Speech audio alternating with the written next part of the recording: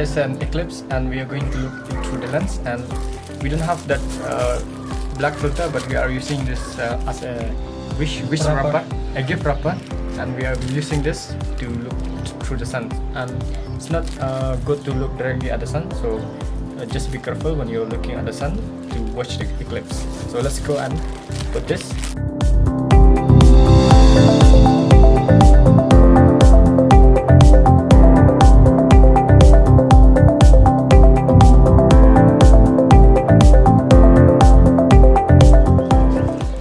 If you don't have a ND filter, you can use a gift wrapper like this. This is the gift wrapper. You can use this to look through the lens of your DSLR or camera, and you can look at the sun.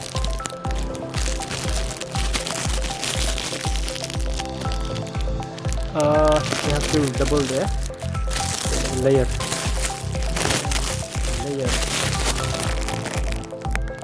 Okay,